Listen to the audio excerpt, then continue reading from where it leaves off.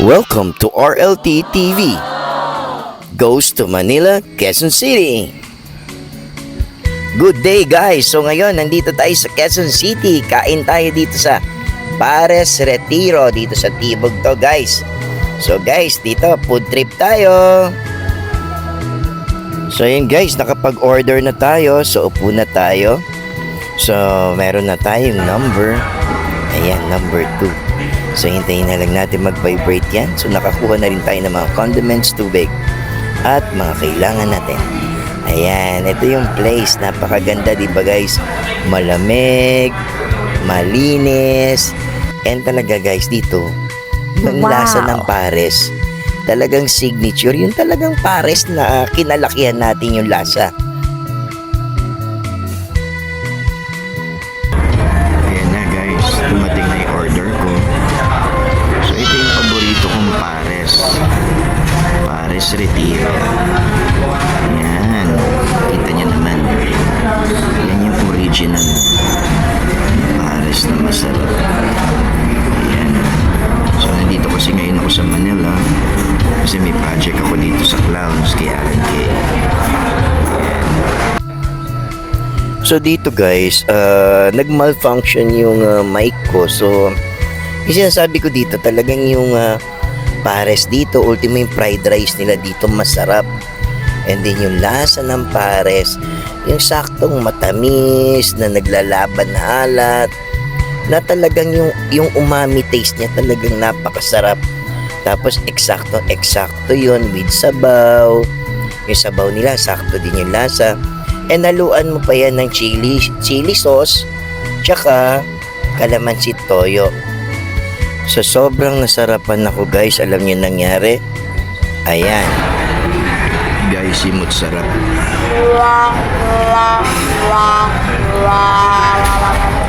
Sobrang sulit talaga yung bayad dito guys.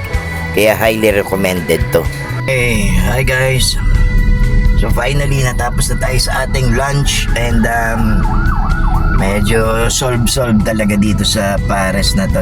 Sa Pares Retiro, yeah. So dito ako ngayon. So solve kanina guys yung mic ko. Hindi ko alam kung nagma-malfunction ba o sobrang ingay doon, pero pinapaliwanag ko talaga na masarap yung food dito. Na pag nandito ako sa Manila, lalo na dito banda Timog, dito talaga ako pumupunta kasi affordable na, tas busog ka pa, tas malinis talaga yung alam mo yun, yung pares nila malinis talaga, okay talaga, malamig, then maganda yung lugar. So yun guys, kaya rin ako nandito sa Manila, dito sa Timog, kasi mamaya papasyal ko kayo sa Clowns kasi meron akong gagawin dun ngayon. So may project ulit tayo dun. And then hanggang gabi na yan guys, hanggang sa good time na. So see you mamaya guys, bye. Nga guys, so nandito na ako sa Clowns. So sabi ko nga sa inyo kanina na meron akong gawain dito. So sa mga pastong vlogs guys, kung mapapanood nyo, ito kasi yung day job ko, mag-set up, mag-design ng mga entertainment hubs like yan, comedy bar, live band bar, any entertainment venues. Yan yung mga ginagawa natin. So designer kasi nga ako ng sound system, ng mga ilaw, and then of course nagbebenta rin tayo.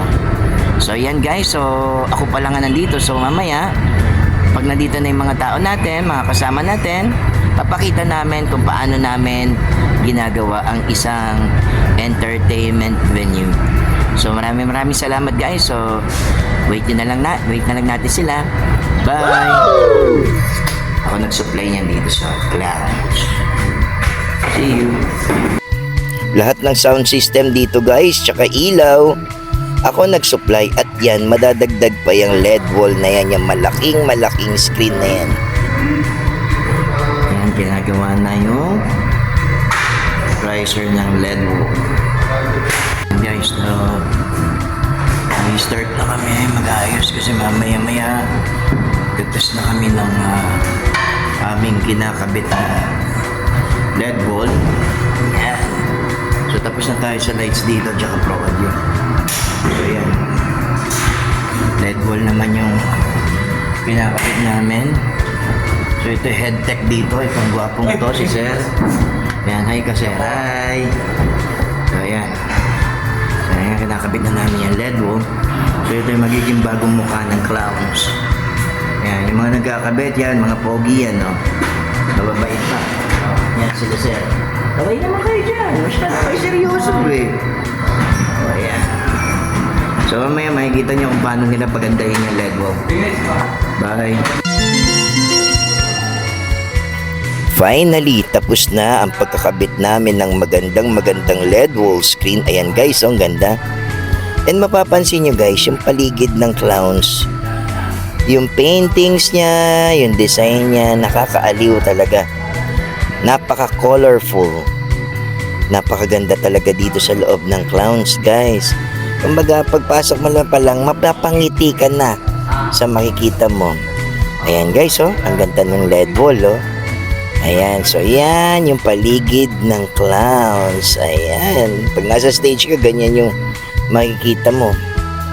Ayan guys, sigurado matutuwa lahat ng kliyenteng makakakita niyan. And kung mapapansin nyo, yung lugar napaka-cozy.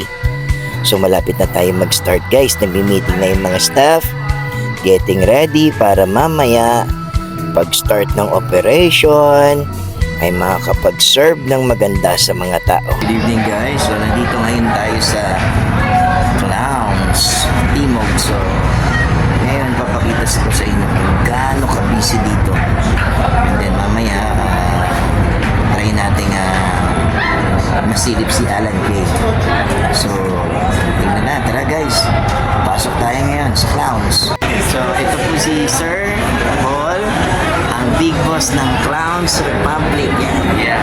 Shout out sa RLL TV. Ayan. Hi. Let the fun begin. So ngayon guys, yan yung entrance. So, ang aga pa lang guys. Pero mapapansin nyo, pagpasok natin, halos punong-puno na ng tao itong lugar na to. Alam nyo kung bakit? Kasi halos lahat ng pe-perform dito, puro high caliber comedians. Ayun o, sila Boobsy o. Tsaka yung iba pang mga sikat na comedian. Nandyan sila lahat. And would you imagine guys, nagkaroon ako ng chance na ma-encounter sila. Hello everyone and shout out sa RLT TV! Please subscribe, like, share, and comment. Yes! Mwah! O diba may pa-shoutout pa? O ayan na si Sir Alan, no? Humahataw na.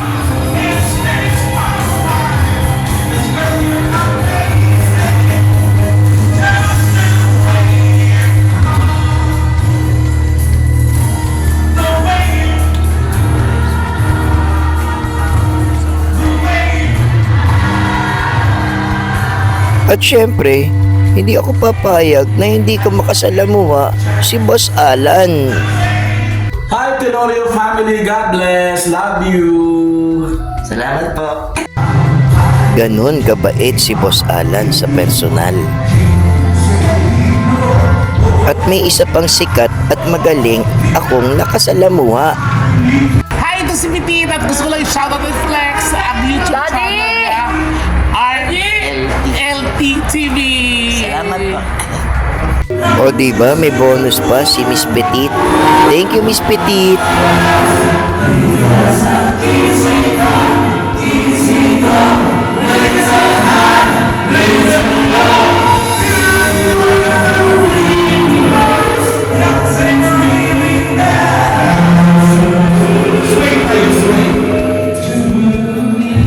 Kaya sa mga gimikero dyan, highly recommended itong Clowns.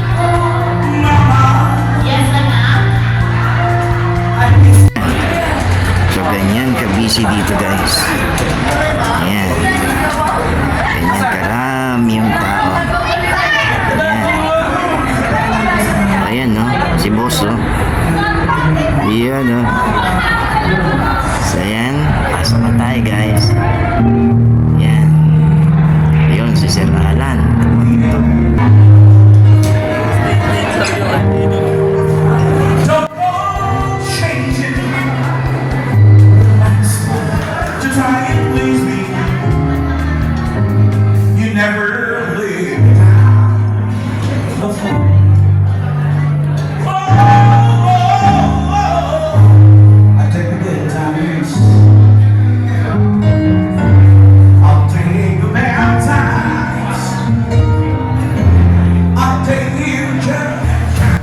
Kaya sa mga gustong gumimik dyan, dito na lang kayo sa Clowns guys.